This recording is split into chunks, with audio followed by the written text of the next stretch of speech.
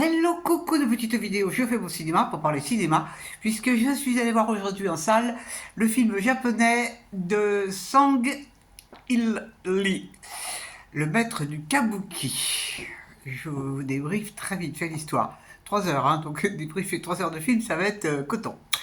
Alors, ça se passe à Nagasaki en 1964 et ça va, c'est un film qui va durer sur 50 années, donc de 64 à nos jours.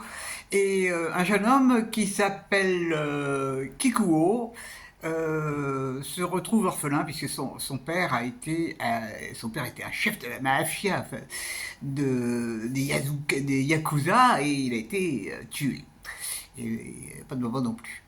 Et donc, il va se voir confier, pour son éducation, à un célèbre acteur de kabuki.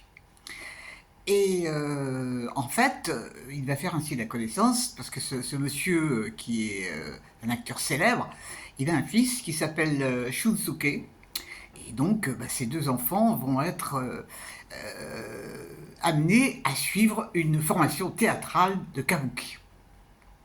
Donc, pendant plusieurs années, ils vont apprendre, bien sûr, et donc ils vont travailler ensemble, et ça donne lieu à plein d'événements. Alors, parce qu'évidemment, ils sont super potes, hein, vraiment, ils s'entendent bien, ils s'aiment beaucoup, et donc on va assister à plein de choses. Alors, il y a des luttes, il y a des égos surdimensionnés, et puis surtout, on va assister à des scènes de kabuki.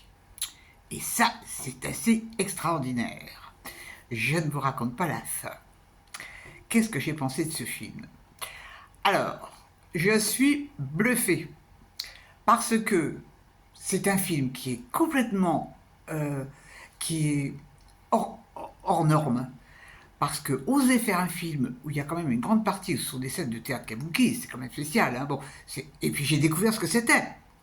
Je ne connaissais pas du tout, si ce n'est le nom.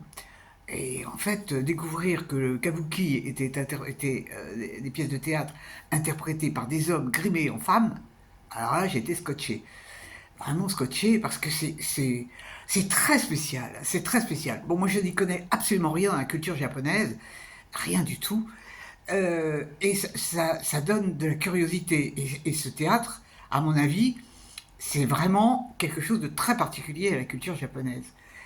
Et c'est une... Moi, j'ai été scotché, quoi. Alors, c'est un tout petit peu long. 3 heures, c'est un tout petit peu long. Mais c'est pas grave. C'est pas grave parce que vraiment, il y a des... Alors, il y a des images somptueuses. Les costumes sont fabuleux. Les maquillages de ces acteurs. Et puis j'ai aimé ces petits problèmes qu'il y a entre eux. Enfin, ça finit même par être des gros problèmes. Il y a des scènes qui sont amusantes parce qu'on voit aussi que certaines personnes maltraitent un peu ces acteurs. Donc c'est un film qui m'a vraiment surprise, et je suis très très contente de l'avoir vu parce que ça n'a rien à voir avec tout ce que je peux voir comme film. C'est vraiment un truc très très spécial, quoi, le kabuki. Ah là là là là là là. Alors je sais pas si ça va avoir beaucoup de succès en France parce que, bon, cela dit, la salle était bien remplie aujourd'hui, hein. Mais c'est tellement spécial, et puis la durée, 3 heures, quand même, ça peut faire peur, quoi, que maintenant, c'est devenu courant, les films de 2h30, 3 heures. Enfin, si vous l'avez vu, que vous avez aimé, ben, je suis ravi, et puis si vous l'avez pas vu, ben, et que ayez le punch d'affronter les 3 heures, parce que c'est vraiment un film pas comme les autres. Voilà, ça s'appelle Le Maître du Kabuki. Voilà, voilou. Ah ben j'espère que vous êtes tous en pleine forme. On se caille un peu, hein, on se caille un peu. Bon, mais c'est rigolo, et puis c'est l'hiver. Alors après tout, pourquoi on n'aurait pas froid en hiver? Bon. Alors demain j'ai un autre film, aussi à Bastille. On verra ce que ça donne. Mais avant, je vais peut-être me faire un petit café philo, parce qu'il y a le prof de philo que j'aime bien, qui anime, donc ça pourrait toujours être intéressant. Voilà, voilou. Eh ben je vous dis salut, salut, à la prochaine, pour parler cinéma ou autre.